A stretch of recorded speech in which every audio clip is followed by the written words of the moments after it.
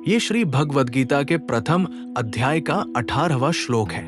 इस श्लोक में संजय पांडव सेना के अंतिम मुख्य नायकों के शंखनाद का वर्णन पूरा करते हैं। जहां राजा द्रुपद, अभिमन्यु और द्रौपदी के पांचों पुत्र एक साथ मिलकर अपने अपने शंख फूंकते हैं। श्लोक: द्रुपदो द्रौपदयाश्च सर्वशय पृथिवीप्ते सौभद्रश्च महाबाहुः शंखान दधमुः पृथक पृथक।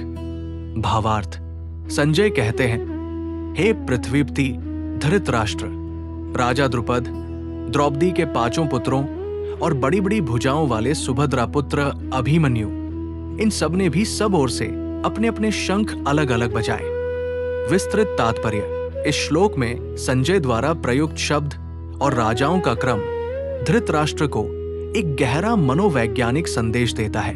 एक, पृथ्वीप्ते, हे पृथ्वीपति का गहरा कटाक्ष।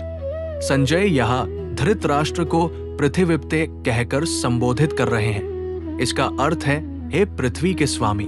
लेकिन इस संबोधन में एक छिपा हुआ संदेश था।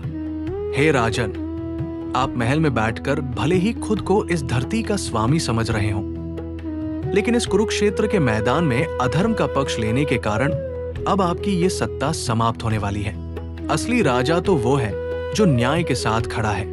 2, राजा द्रुपद का शंखनाद। द्रुपद पांडवों के ससुर और द्रोणाचार्य के बाल सखा व परम शत्रु थे। उन्होंने जो यज्ञ किया था उसी से द्रौपदी और धृष्टद्युम्न का जन्म हुआ था। द्रुपद का शंख बजाना कौरव सेना को ये याद दिला रहा था कि अब उनके किए गए पुराने पापों और अपमानों का हिसाब चुकता करने का समय आ गया है। 3, द्रौपदेयाय और सौभद्रा, युवा पीढ़ी का हुंकार। द्रौपदी के पांचों पुत्र ये पांडवों की अगली पीढ़ी के प्रतीक थे। जब वे शंख बजा रहे थे तो कौरवों को ये समझ आ गया कि ये युद्ध केवल 5 भाइयों से नहीं बल्कि उनके पूरे वंश से है। महाबाहु अभिमन्यु, सुभद्रा और अर्जुन के इस वीर पुत्र को संजय ने महाबाहुओं, विशाल भुजाओं वाला कहा है।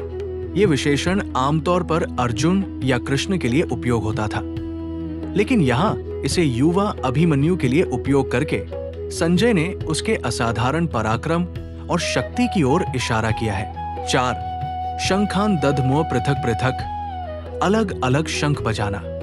कौरव सेना ने भीष्म के बाद एक साथ सहसेवाभ्यहन्यंत सब बाजे बजाए थे, जो एक सामूहिक शोर जैसा था। लेकिन पांडव पक्ष के प्रत्येक महारथी ने अपना शंख पृथक पृथक, अलग अलग और विशिष्ट स्वर में बजाया। यह दर्शाता है कि पांडव पक्ष का हर एक योद्धा अपनी व्यक्तिगत जिम्मेदारी, युद्ध कौशल और संकल्प में पूरी तरह स्पष्ट और स्वतंत्र था। ये शोर नहीं बल्कि विजय का सुव्यवस्थित संगीत था। श्लोक 14 से 18 तक पांडवों की ओर से जो ये निरंतर, दिव्य और व्यवस्थित शंखनाद हुआ, इसका कौरव सेना पर क्या असर हुआ, इसका वर्णन ठीक इसके बाद के श्लोक 19 में आता है, जहां संजय बताते हैं कि इस महाघोष ने कौरवों के दिलों को दहला दिया।